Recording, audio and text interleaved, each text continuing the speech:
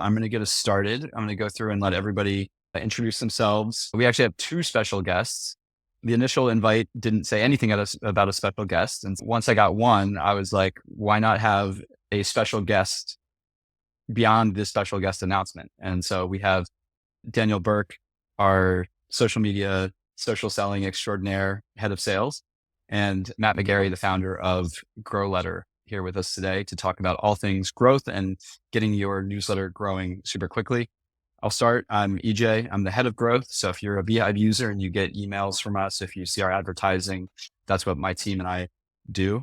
And super happy to be here sharing some of, I wouldn't even call them secrets, but sharing some of the advice and tips that we have to get everyone growing quickly. Although I guess I should call them secrets because we are on the Growth Secrets webinar. So we'll call them secrets.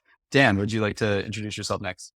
Sure. I'm the lesser of the special guests. I think Matt should steal the spotlight today, but I decided to join last minute. I'm glad I did. I love being on a group call with EJ and Matt. 250 people joining in is awesome. So thank you everyone just for being here.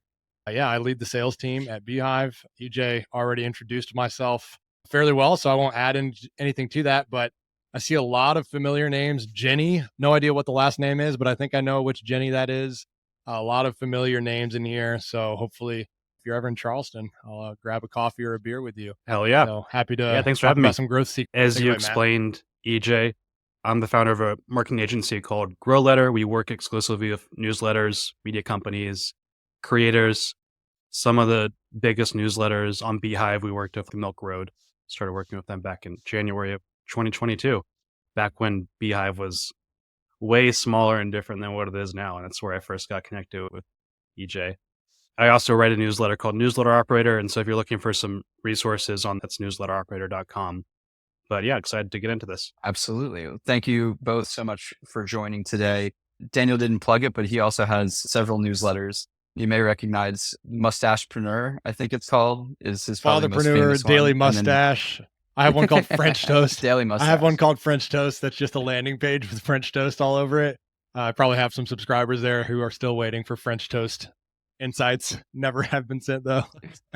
Most recently, though, for all jokes aside, you've been growing a local newsletter. Is that correct?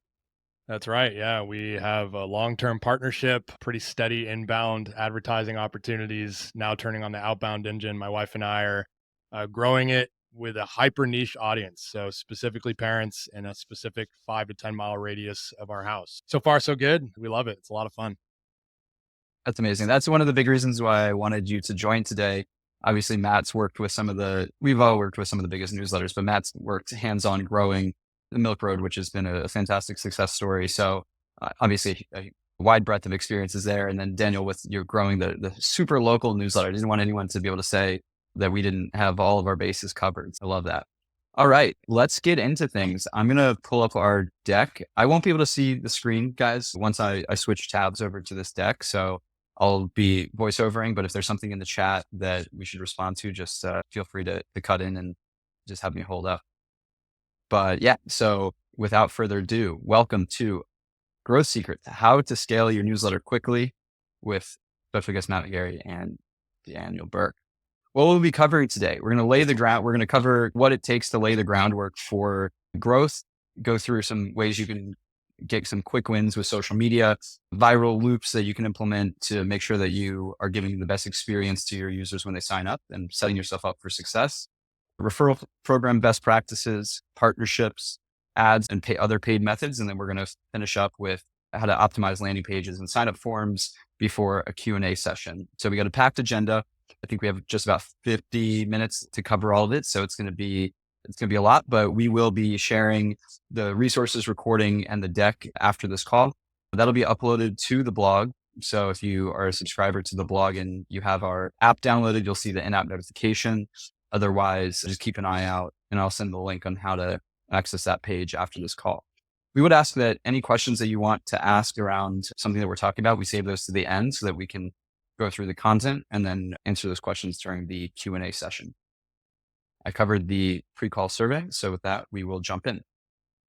I like to cover or kind of start every conversation about growth. Whenever I talk to somebody on how to build their newsletter, how to grow their newsletter, there's a certain amount of groundwork that must be undertaken for success. And I'm sure Daniel and Matt will agree with me, but growth isn't all about just implementing the new hack or like the kind of growth hack that's going to get you 100 new subscribers at once. I think you guys would agree with me saying that in order to actually begin growing, there's a bit of groundwork and a minimum level of viability that must be achieved before it really makes sense to invest in growth. And so the way I define this is the first is 3 steps. So the first is finding the unique niche that you want to fill, discovering what that voice is and how that voice interacts with the niche that you're in, and then building the unique brand around that, whether it's the logo, whether it's the look and feel, whether it's the voice, that specific unique brand that's going to stick with your readers between sends to the inbox and when they interact with you on social.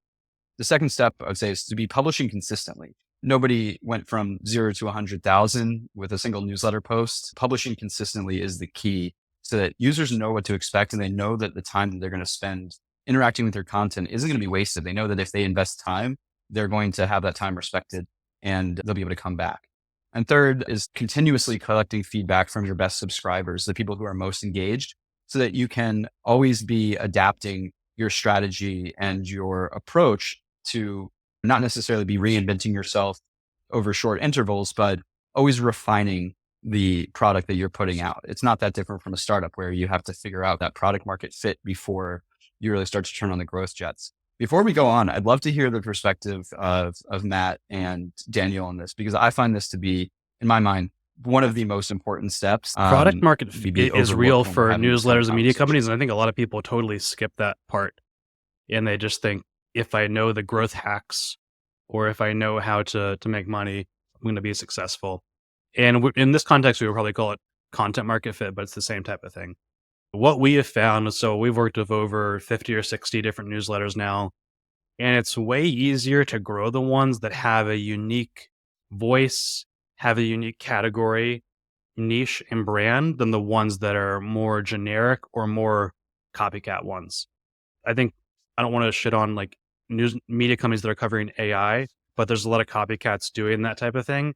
And those ones have been really hard to grow in many cases, whereas something like totally unique that you wouldn't have even thought of is just way easier to grow. Laying the groundwork is a good way to put it.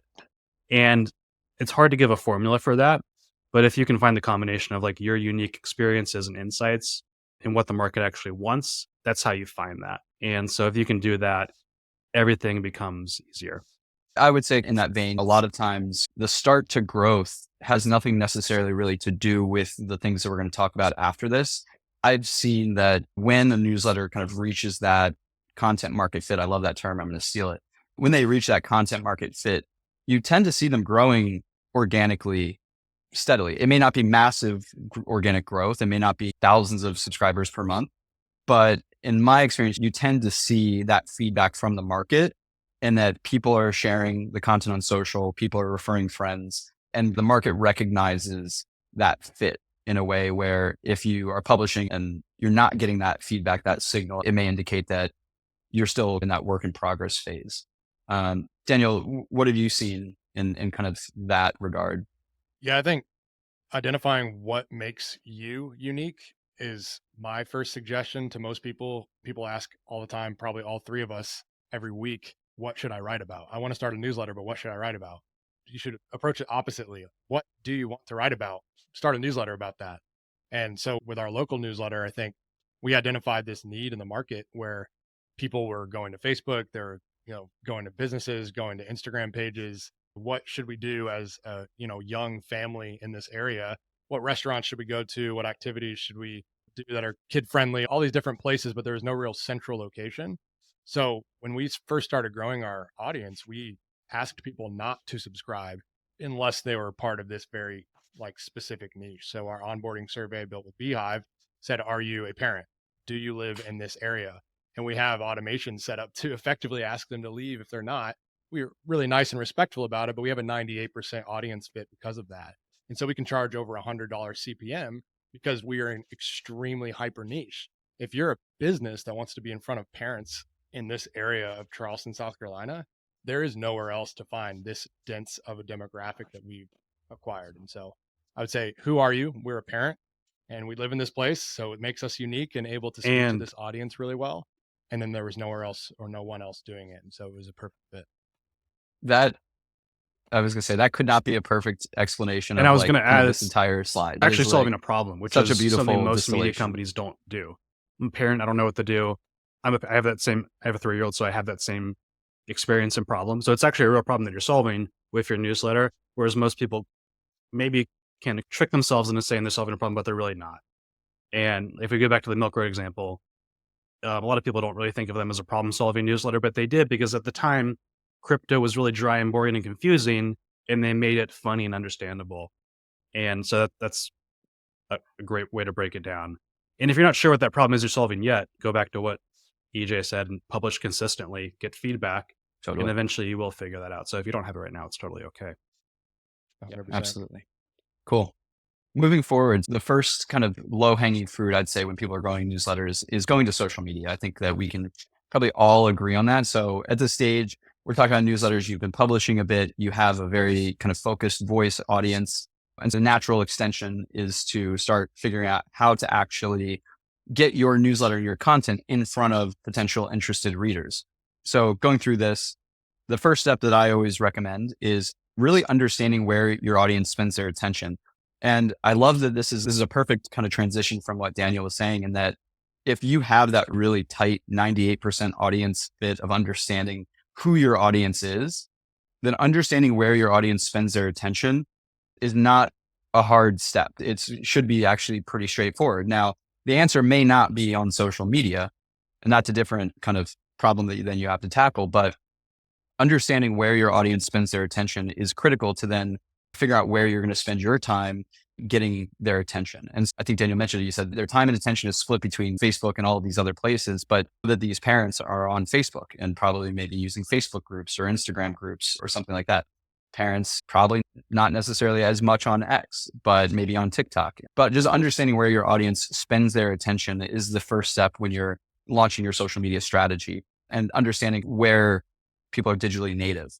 Similar to the previous step, posting consistently is super important, not just so that you can really refine your craft and refine the content that you're putting out and get better at social media, but the algorithms favor people who publish consistently. So if you expect to just publish once and reap the rewards, you can definitely get some signals from that posting once, but posting consistently over time and improving that approach over time is critically important. I'd say next is, as you're posting consistently, using those native content formats. And this is what we see a lot also, people really stretching themselves thin, trying to be on every platform. And they wouldn't if they're following those kind of first few steps, but you see them spreading themselves thin, posting the similar same content across different platforms. So the same content they're posting to Facebook, just posting the same images to Instagram and reposting that same content to X or where have you. But in order to really succeed, posting in the native content formats is critically important so that you feel organic and that you feel like to your subscribers or your potential subscribers that you understand what's happening on that platform and it doesn't feel jarring. Along that line, leveraging popular trends within your niche, within whatever niche that is that next step. So you're posting consistently in the native content formats. So maybe that's videos on TikTok, and keeping a pulse on those popular trends that your audience are watching. You're going to be flipped into that algorithm more and more often. Now, within that content, one thing that we also see a lot of people fail to do is include very clear calls to action of what you want them to do. So it's one thing just to post a ton of content and be funny or post memes and get attention. But unless you have a way to transfer that attention into action, you're just going to get a lot of views. You may not necessarily have as much success. And beyond that, beyond just the posting, one thing we see a lot of folks doing that is particularly good for newsletters where your ask is an email address is something like a contest or a giveaway. Now, we'll caveat this by saying that the quality that you can get from some giveaways and contests can be lower than you might get in an organic way. And so this is really more of a numbers game. If you can really get a lot of people interested in whatever you are giving away or the contest that you're having, you can have a lot of success having them share it, having them subscribe. In terms of the subscribers that you get from that, you may have to go through a little bit of extra cleaning because at the end of the day, this is an awareness play rather than necessarily like your giveaway is not the product. It's just a way to hijack that attention in a very thumb-stopping or an attention-generating manner. So with those things in mind, I would love to pass it to Matt to share anything you can double click anything that might have been The missed thing I here? think about Just provide on kind social of any media additional insights that is you might have. this is your discovery channel. And if you just have a newsletter, obviously your newsletter is going to be core to your business, right? You want all your social followers to go and subscribe, but you need a social channel too, because newsletters have no discovery. I talk to a lot of people who say, hey, I've been publishing a newsletter for 6 months, a year, and it's just not growing. And then I go look at their stuff and they're publishing nothing on social media. And so the newsletter is not going to get discovered by itself. We need a discovery channel to do that. And so the framework here makes a ton of sense. Find 1 to 2 channels where your audience is, publish consistently. You also just have a faster feedback loop on social content versus a newsletter. Maybe you're doing it once a week, which you probably should. When you're starting out, you probably shouldn't be doing it daily. You get way more feedback on what content is resonating, what's not. And then you already covered it, but you have to have a call to action. Because if you're posting on social media, but you don't tell people about your newsletter, then your newsletter is not going to grow. Almost every single social post should have some type of call to action, even if it's subtle. And then your bio needs to clearly have a call to action that has a clear value proposition of why people should subscribe to your newsletter. And I do love the idea of also doing monthly some type of contest or giveaways. And it doesn't necessarily have to be a giveaway that gives away like a physical thing. It could be you create a lead magnet and you give away that lead magnet. It's all the same type of thing. It's some type of incentive to join your list. You need to be doing that on a regular basis too. Yeah, absolutely. And this type of strategy can definitely scale. We'll get into kind of more paid things in the end, but once you get to the stage when you are doing more paid acquisition, this is one of those tactics that really can scale, because if you're getting your subscribers for $2 a piece, if you can run a giveaway that gets 1,000 subscribers to be co-equal as a channel, that giveaway could be worth $2,000. And the bigger that kind of reward, it doesn't necessarily have to break the bank in terms of the efficiency of your acquisition. And we'll get into kind of more efficiency later on and add stuff, but it works at all stages. You can do a smaller giveaway when you're just starting out with some sort of like content like Matt's talking about, if you're not ready to invest in paid yet, but it's the type of thing you can always keep going back to. And I've seen some channels that like become well known for the way that they game up some of these contests and giveaways, where it becomes what is going to be the next giveaway, what is going to be the contest. I think Daniel, you shared with me one that was like, I think it was called like the game or the button. And it was basically like people were prompted to click a button within the email. Yeah. And that led to, can you double click on that real quick? Yeah. It was almost like a thought experiment of his for maybe 3 to 6 months, but he effectively had a somewhat general news email privy to any news email that you would read, but he would do giveaways based on people who clicked a dummy button. And so all he was doing was tracking the clicks. I think he was using like a Google form or something, like very low barrier to entry gamification of his newsletter. And then he would, if he reached some threshold, he would give away, like Venmo, some amount of money divided by the number of people that clicked this link. And was that Toby? I'm probably not doing it service, his entire gamification process and the success or lack thereof after Toby Howell. Yeah.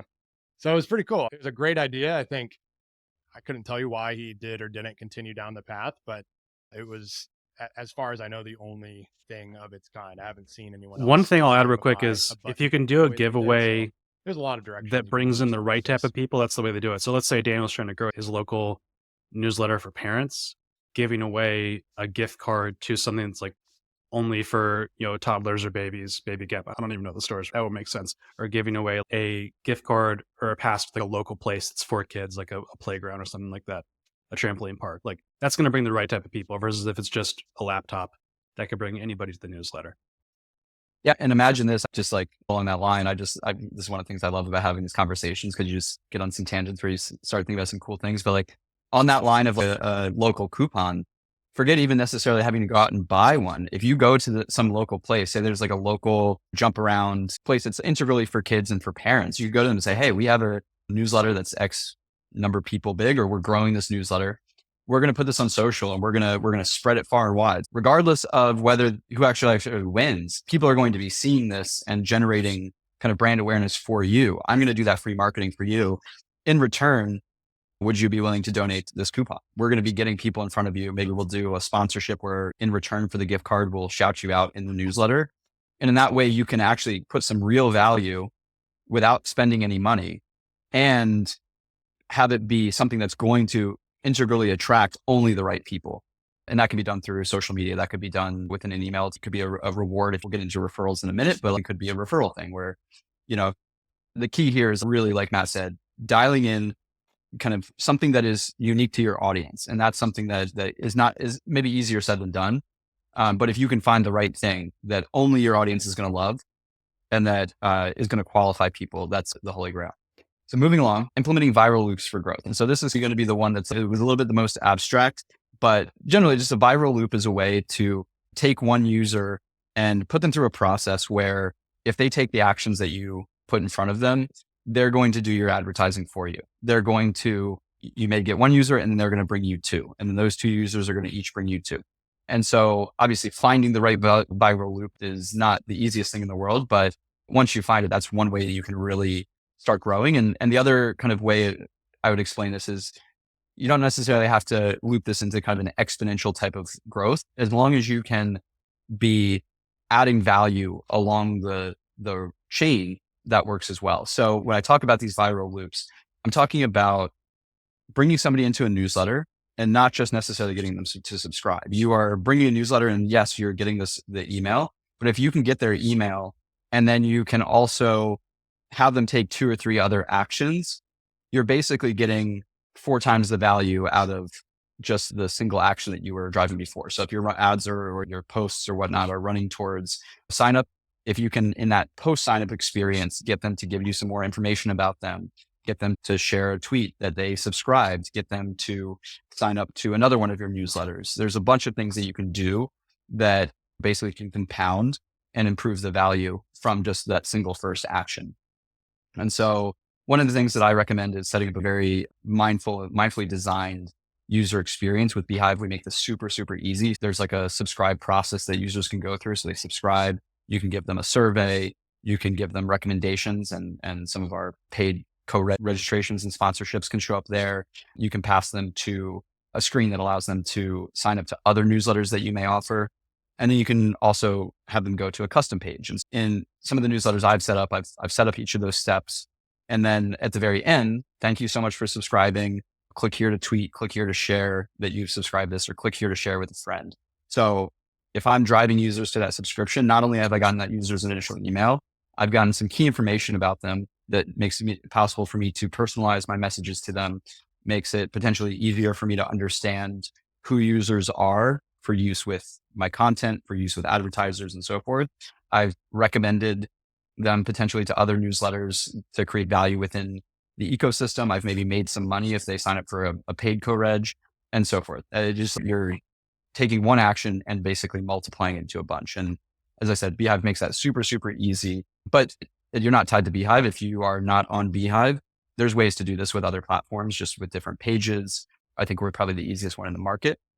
And that kind of feeds into incentivizing sharing. We'll get into specifically recommendations in, I think, the next slide or the slide after. If you can incentivize your users to become your best evangelist, that's really one kind of a sign of product market fit, but also going to be one of the most sustainable ways to get and hit that hyper growth. And that's super important to be able to facilitate that with easy sharing mechanisms, whether it's built-in share links, whether it's built-in referral program, whether it's some sort of bounty system where you say, hey, send us some user generated content, send us a screenshot of a tweet that you tweeted about us. There's all of these different things that you can do to incentivize users to either give you additional information that's going to make the journey more worthwhile to you, get them to take multiple actions, which is going to increase the value of that user once they've signed up, or take that user and have them bring you multiple users at once. Daniel and Matt, with kind of being mindful that we are going to talk about specifically referral programs and partnerships in upcoming slides, I'd be interested to learn what you guys have seen work really well for kind of these early stage, like onboarding is often overlooked, especially in newsletters. And it's actually the most important way, the best way to increase your newsletter engagement. So improve your open rate, your click-through rate, and get more people to become customers. A lot of people think, oh, I can win back subscribers through re-engagement emails and stuff like that. After someone's not opening or after your emails are not in primary anymore, it's really hard to win them back. So having your opening viral loop be on point or your user journey being mapped out is really important. So I think everybody should go through the process of mapping out their user journey from We don't have to go like before the landing page, like social media. You could do that too. But let's say from landing page to survey to whatever it might be for you, map that out and then build that out. So everybody's going to be a little bit different. So for me, I have a landing page, I have a survey, and then I have a thank you page that focuses on getting people to go check out my best content, subscribe to my podcast, and then direct them towards the product that's the best fit for them.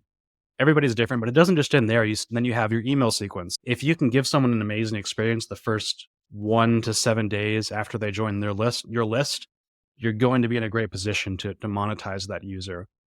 If you overlook this, it's really tough to go back later and fix that. So it's really important to figure this out. So I've seen a lot of different examples. If I think of any other good ones, I'll let you know, but there's a lot of people who do this well.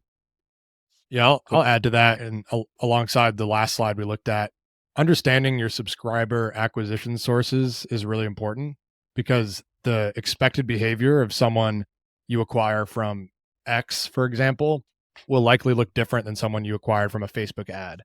And so the way that you are falling into content niches on some of these different platforms, paired with the way that you're actually acquiring subscribers, with X, it might be in thread. Hey, by the way, if you like what you're reading, follow me and subscribe to my newsletter. We've all seen that type of kind of thread acquisition. But on Facebook, it could be like a passive link drop and a reply on a Facebook group. Someone's going to subscribe to both of these, but the life cycle of these actual subscribers will look different. What you can actually ask them for immediately will look different. Someone who subscribes on Twitter more than likely be harder to get to fill out a 5-question survey right on the onboarding process than someone who is in like a hyper niche Reddit group. And so why do I say all this? The onboarding will probably look the same based on all these different acquisition sources, but knowing how to implement the automations when someone doesn't actually give you that data right off the bat. Big Desk Energy does this really well. If anyone subscribes to that, that's Tyler Dink's newsletter. He actually has an automation flow set up after someone doesn't complete a survey, where he'll email them 7 or 10 days after the fact, say, hey, just so you know, I have this awesome survey. Lets me understand who you are, where you came from, why you're reading, and then helps me to curate my content specifically for you. And so he immediately, step one is trying to create a callback to step one for all of his subscribers so that he can lead them through these different processes that he's built. That's a great call out. Thank you so much. Awesome. So moving on to the next step, which is something that I think most people who know about Beehive have heard of, our referral program. It's something we've had since the kind of first days of Beehive and is one of the claims to fame, so to speak. But having a referral program is really a killer tactic for being able to implement some of these viral loops. And it's one of the ones that's most straightforward. It doesn't really take you to be a growth genius to figure out people will grow this way. It's very straightforward. People like to be rewarded for doing things. And if they love your newsletter, what a better way to give them a reward than doing something that they may already be doing anyway, which is sharing the newsletter. We get a lot of questions on how to design a referral program, and just caveating that Beehive does have it built in. It's totally seamless. There are other tools that can help you to do it. So if you are not on Beehive, this is not. But yeah, there's a bunch of different ways to do this. But the kind of the steps that we lay out are to design the program, design it, and understand like when are users going to be interacting with this, understanding that obviously they're going to be interacting when they're reading the newsletter. Are you going to put the referral program at the beginning, at the end? What type of placement does your audience value? Is it going to be most of the people who are maybe not as invested, and so you want to maybe have it towards the end? Or are they going to be super fans who, if you put it at the very beginning, they're going to be not necessarily turned off by that and want to share it right away? It comes down to the content. Big Desk Energy here does a great job of making it super bespoke in terms of customizing it visually and make it super appealing. The rewards here are pretty typical: hat, shirt, mug, laptop case. But as somebody who targets tech founders, people in the tech space, these are all relevant gifts. And there's not necessarily a huge variety kind of that are going to target that audience. For somebody, I'd love to hear Daniel's thoughts on this, but somebody who targets parents, for example, may have a totally different structure in terms of what their rewards are. Rewards also don't have to be physical. They can be digital. They can be videos. They can be content. They can be premium subscriptions. The sky is the limit. And it really comes down to, again, knowing that audience and understanding what's going to drive them. That's a theme that's going to be we're going to come back to over and over again, because the reason why it's part of the groundwork is because it is something that you come back to so often. Making the sign up process simple is going to be critical. Readers are busy. They're opening their email while they're on their bus ride, skimming through it while they're at work. It needs to be super easy to basically get into the program as well as to share it. And with Beehive specifically, anybody who signs up for your newsletter automatically will have a unique referral link, and we make it super easy to just copy and paste that link. There's other platforms that maybe work similarly, but that's going to be the easiest way, one of the simplest ways to get that set up, and should be like the standard if you're looking at other platforms. I did talk about the reward structure, but obviously generally as you move up the kind of value chain of different rewards, you're going to want to make them worth more and more. One kind of way to do this is when you start thinking about the lifetime value of your subscribers and what your cost to acquire a new subscriber is. And those are terms that we'll get into more when we talk about ads. But if you know that generally it's going to cost you $2 to obtain a subscriber through paid media, and you have a reward for 5 referrals, and that's your first reward, then you know that reward is to you worth $10 because you're getting 5 free subscribers from that. And those 5 subscribers would typically cost you $10. So that means that your reward to be efficient should be equal to or less than that amount. In some cases, you may find that users who are referred to you may be of higher value than those that are coming through social media. If you're getting personalized referrals, like those users may have a bigger lifetime value and just may never unsubscribe. So you might be willing to spend more. The one thing I would caution about is just to make sure that you're taking into account the cost of the previous referrals. That's one thing that sometimes gets overlooked. If you have referrals for 5 subscribers and 5 referrals, 10 referrals, 25 referrals, by the time somebody hits 25 referrals, you've already given out the reward for 5 and 10, which can diminish the value. So that's one way to help you design those rewards, but also do so in a profitable way. In terms of tracking and reporting, again, this should be accurate. The easiest way we do it is with these links. So all of that tracking and reporting is done for you. You should be able to very easily see who has shared, who has not shared, who's owed a reward. Is that reward been fulfilled or not? And can't speak for all of the platforms, but Beehive has a central dashboard that does all of that for you super easily. You set up the rewards, you note whether it's a physical product or something that can be delivered digitally, you upload photos, and we do the rest for you. And then from there, promoting the program, I mentioned that at the top of the segment, but talking about when you're sharing this with your users, is it going to be in every newsletter? Is it going to be at the top, at the bottom? Are there things that you can do to maybe tie in promotions, like you're doing the giveaways and contests? That could be a way that you could tie in the referral program to say, hey, we're running this promotion that you should share this newsletter with your audience because we're going to run a giveaway that if you get X number of referrals, we'll enter you into the drawing. There's different ways to compound and complement those things. Daniel, as I said, I'd love to hear from you maybe about some ideas that you've thought about with your own referral program for parents, or I don't know if you've implemented it yet, but I'm sure it's been on your mind. Yeah, I use the referral program actually for something very simple. We just have a shirt, but what I've been doing recently, we launched a community, which is for the same demographic, and we're really capitalizing on the same problem is people are going everywhere to have these conversations, but there's not really one specific place. And so what we're doing is we're giving away what will ultimately be a paid only community to the first 100 people in exchange for like social proof, selfie video, high engagement, and also low barrier to entry. It's free. Why wouldn't you join? And ultimately, that'll be part of the referral program as well. Hey, you can pay us X amount of money per month and join this community. There's in real life events, real chat boards, talk with your new best friends in this community of ours, or refer X amount of people. I haven't decided how many yet. It's super nascent. We just launched it last week. But in the meantime, yeah, it's just a shirt. Matt can speak a bit more to some of what he's seen, but I know Milk Road did the 1 referral equals 1 digital reward, which is obviously very I can share effective some pro if a tips niche on what I've wants seen. something So like that, but I do think that super is the best interested way hear to Matt's start. thoughts. 1 referral equals 1 reward that's digital, not a physical thing, because there's just a much higher barrier to entry to doing a physical thing. I think it's a good idea. Just validate this with the digital stuff first, or maybe digital access to the community. I think the type of reward matters too. So like a lead magnet type content could work as 1 referral. but not everybody has a topic or a niche that lends itself to lead magnets or digital downloads. So it might be a community, it might be a coupon code or a discount Tyler's using or something else. Another one that works well if you're looking at like higher referral tiers, like 10 referrals, 25 referrals, 50, is just time with you, the newsletter writer. You can't really go wrong with that.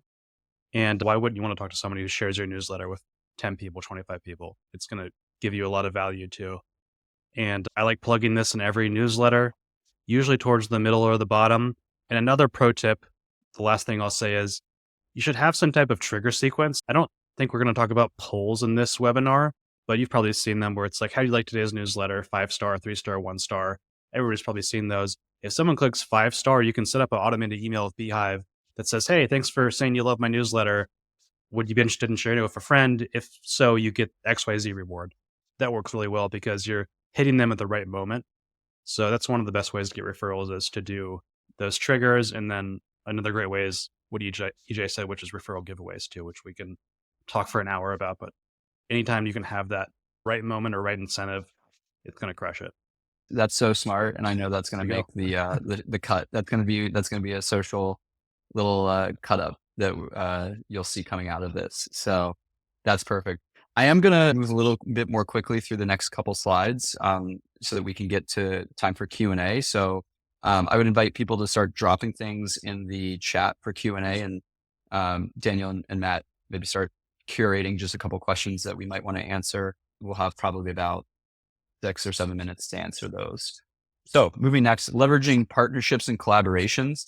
So this is what we mean by this is basically if you can go out and you can find other newsletters that are related to your content, but maybe not the same, you're not in conflict competing directly, but they're complementary content that shares the same audience. And that's the key.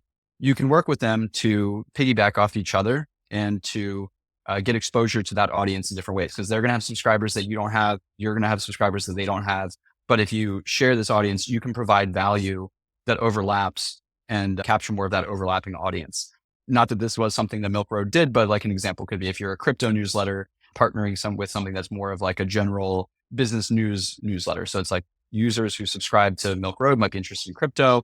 Maybe you recommend more general business news, and the general business news knows that people who are interested in business may be interested in crypto. And in that way, you're not necessarily competing with each other, but you're complementing each other's audiences. Beehive makes this super, super simple. That's the image here. We have our recommendations feature. So within Beehive, you can search for newsletters that are similar to yours, and that you can search by content tag, which is just the categories of newsletters. You can search by name. And so one of the ways that folks do it, either they search there or may find folks on X or other social forums, or you can even reply to an email that you get from someone that you respect who you may see. It doesn't really matter. As long as they're both on Beehive, you can recommend each other. And if you're not on Beehive, you can still do collaborative things, maybe a guest post, maybe a kind of a native type sponsorship where you plug them and they plug you. There's a bunch of different ways to do this. And if you are on Beehive and you want to collaborate with someone who's not on Beehive, one of our features, Magic Links, allows you to integrate with 17 different platforms in order to basically make an experience where with one click, the subscribers to whoever's on this other platform, whether it's MailChimp or ConvertKit or MailerLite or whoever, if they just click that link, they will automatically be subscribed to your newsletter. So we reduce friction, make it super, super easy to promote those collaborations. But outside of the newsletter itself, joint content creations, another big one. So you could leverage each other's social audiences to either get new subscribers or cross collaborate. In that way, I could see this being a super, super valuable strategy with what Daniel's doing in Charleston and with parents. So if you have local businesses, you could do a collab post where they, share something. Maybe you have a gathering night or something like that, and they're cross collaborating with the community. But I think that kind of concept works really across most platforms. Moving into paid ads and methods, I'm going to actually get Matt's opinion on here real quickly as we move through this, but we would be remiss in talking about growth if we didn't talk about paid methods. It is a very useful and valid way to grow. So whether you're on X or YouTube or Facebook or Instagram or LinkedIn, all of these platforms provide ways to access their ad networks, which will place your content in the feeds of potential subscribers. What it really comes down to there is then knowing what is your lifetime value of a subscriber? So if you're running ads, if you have a premium subscription newsletter, whatever it is, however you're monetizing, if you are monetizing, what is that subscriber worth over the lifetime of that user? And how does that work out in relation to the cost it takes to acquire that subscriber? So if you know that each subscriber over their entire lifetime is going to bring you $6 on average in ad revenue or subscription revenue, then you may be willing to pay up to $2 if you want that 3x return so that you can reinvest in growth. Outside of social, there's ways that you can use Google ads. So if someone's looking for local Charleston parent news, very specific Google search, but if they are looking for that Google search, the chance that they could be served by Daniel's newsletter is super, super high. They're going to generally be more expensive, but because you can target by specific searches, you can get really dialed in on the type of user that will be signing up. We mentioned in the last one, native advertising, but this would be advertising within other newsletters, advertising by accessing something like Taboola or Outbrain and writing content. These are meant to be more organic experiences that are sponsored. That works. Paid sponsorships, this would be simply paying to get placed in a newsletter. We actually see some of that going through the Beehive ad network. You may have experienced that yourself if you've received a newsletter that is sponsored by another newsletter. And at the end of the day, when it comes down to ads, creative is king. It doesn't really matter necessarily how good your tracking is or really necessarily how good your newsletter is. If your ad content, if your ad creative isn't inspiring, if it's not going to stop the person as they're scrolling through social media, if it's not presenting the value proposition of your newsletter to a new subscriber, it's going to be much, much harder to grow with ads. And so dialing in the content that's above the image, so the text, the primary text as it's called, your headline, which is where it says become CEO of your content, and the image, which is like kind of the creative asset here. All of those things play together to create an experience that's going to be compelling to the user. And so A/B testing and just creating different angles of attack is super, super important here. I would just say maybe start with one paid social platform, probably Meta, figure out your creative there, because you can take those learnings to Google and native ads and sponsoring other newsletters. Absolutely. Good call out. Yeah, Meta makes it super easy. They're relatively user friendly. So lastly, piggybacking on that, it's a good transition, optimizing the sign-up experience for conversion. So this is going to be all about your landing page and your sign-up form. In my opinion, as a growth marketer, I find analytics to be very crucial, whether you're monitoring the analytics within the Beehive platform itself, whether you're deploying something like Google Analytics and you're using the event tracking that we deploy within Beehive to be able to see the full picture within Google Analytics, whether you're using another analytics platform, understanding how many users are coming to your site, how many people are subscribing, how long they're spending reading your content online, understanding the open rates and understanding the engagement rates and understanding all of that in relation to the different segments that you're collecting are all really crucial to understanding how to best grow. If you can see that you're driving folks if you're operating on X and you're operating on Instagram, and you can see that subscribers from Instagram open their emails at a 70% higher rate than users from X, then that's valuable information that may change the way that you do the mix of where you spend your time creating content. We believe here at Beehive in kind of the minimum viable number of fields for getting a user subscribed. Every time you add a field, you're going to have drop off. It's just invariable. You're never going to have more than 100% of people fill out the second field. It's like the most you can ever have fill out is 100% of people fill out the first field. So when we run through signups, we always provide this one single field. And then if you want to collect additional information like name, first name, last name, anything else, we recommend to people that they use survey forms or an additional form comes after the initial subscription. That way, if nothing else, you have their email and you can then communicate with them in the future. If you require 7 different fields to sign up, then you're going to have some less than 100% number of people who start the form actually submit it. And so for some people that may be useful. I don't want to say that's always the worst thing. If you want to introduce some friction to the process, that is a valid strategy, but most newsletters are going to want to get that maximum number of subscribers and then allow them to self-select whether they want to continue receiving communications in the future. In terms of a landing page, it's very important to have your value proposition front and center so that new users can immediately understand what it is that they are trying to, you are offering them. So in the case of the Neuron, make AI work for you. That's the promise they're making. That's the value proposition that they are providing to their users. The landing page has this nice visually interesting texture to the background. It's very branded. They have a little bit more context to that value proposition statement right here. And then that single sign up field. In terms of social proof, there's the ability within Beehive newsletters to also include quotes and things like that on your subscribe page. So you could actually have users feedback that they've given you, your best evangelists speaking for you when people land on these pages. And those can help encourage users to take the plunge and submit their email. So with that, I will say one other way that you can also help grow your newsletter, just plugging Beehive explicitly. We have an exclusive partner Slack community in our Slack instance. And so if you are a paying user of Beehive, you can join, and there's over 4,500 people, I believe, in the Slack community. There's a bunch of different topics, whether it's growth or how to, or there's literally like 20 of them. Daniel probably knows better because he set it up.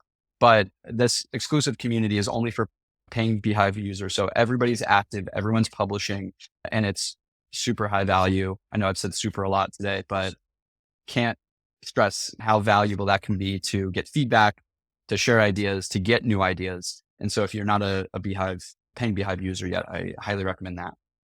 With that, we will open the floor for the last 5 minutes to some Q&A, and would be happy to see what kind of questions came up. I've got a couple that I wrote down. Daniel, here. have any? If not, we can can just jump go in straight here. to the chat. And I'll just answer one pause here. The question was, could you share an example of a absolutely, successful please. viral loop? There's a lot of different ways you can do this, but a simple one is just someone signs up for a newsletter. They see Beehive Boost, for example. You earn money from that subscriber, and then you can reinvest that money into paid ads. But there's so many different viral loops you can have within your newsletter. So someone signs up and they share the newsletter via your referral program, and now you get a new subscriber. That's a viral loop. So it's loops within loops. There's lots of different loops or flywheels that you can have. So I won't go. So we won't talk about every single example, right?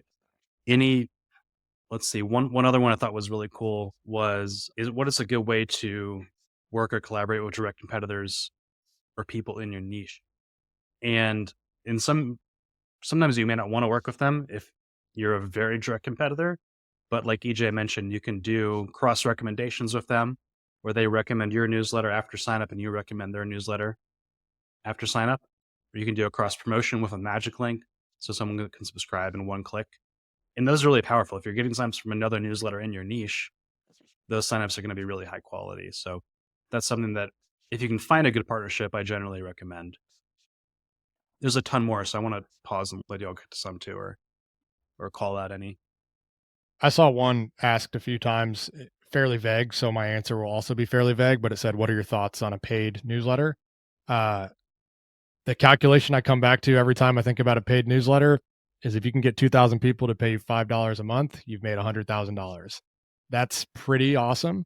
And so depending on your niche, like there's so many nuances and variables, but if you can find 2,000 people to give you $5 a month for 12 months, that's a business model that you should go after. If you can't do that, you might be swimming upstream to actually acquire paid subscribers, and the actual effort and output in exchange for those paid subscribers might not be worth it. So it's just a question you have to ask yourself. I know people with a few hundred paid subscribers, but they're paying $15, $20, $30 a month. You just got to do the math. Is the math worth the output of you acquiring those paid subscribers? If not, I also linked a post that I have and on offer that some topic. paid element or a lead magnet to something else that makes you money. Amazing. Incredible. Thank you guys both so much for joining today. I want to be respectful of everyone's time and end on time. If this was valuable, I highly recommend you join some of our future sessions. We'll be advertising them. If you're a Beehive user, you got an email a couple weeks ago or about a week ago that had our September schedule, but our webinar for next week is titled Content That Kills, and it's going to be really focused on how to really dial in your content and create the most impactful content that's going to engage and excite users, and early in that stage, create that early product market fit. We also have other ones that are coming later in the month. The one after that is list building. So going to be tactics specifically for acquiring, just a bunch of different ways on how to build your list very tactically. After that, mastering the inbox, how you're going to focus on deliverability to be able to hit primary inboxes. We're actually going to have 2 of our internal deliverability and compliance experts on that call with us. That's going to be super valuable. And that takes us into October. So we'll be announcing the October slate in the last week of September. If this was useful, we got more of that where it's coming from. Thank you so much for spending your time with us today. Really appreciate the time and attention. For Beehive users, customers, we so much appreciate your business and the time you've spent with us and the feedback you've given us over the entire time we've been building this. It's super incredibly critical to our success and to your success. And if you're not a Beehive user, we would love to become your newsletter platform of choice. We would be honored. Sounds good. With that, Thanks for doing this. I'll see y'all I soon. think we're good to say goodbye. And Daniel, Matt, any last words? Awesome. Thanks, everyone. Thank you. We'll be dropping the link in, like I said, in the blog. So it'll be under the webinars tab coming in the next couple of days. We'll have some links to anything that was mentioned today. So perhaps some of the links to like different ad platforms. We'll also have timestamped links to the different moments within this webinar so you can review it and share it with your team. But with that, thank you so much. Have a great day.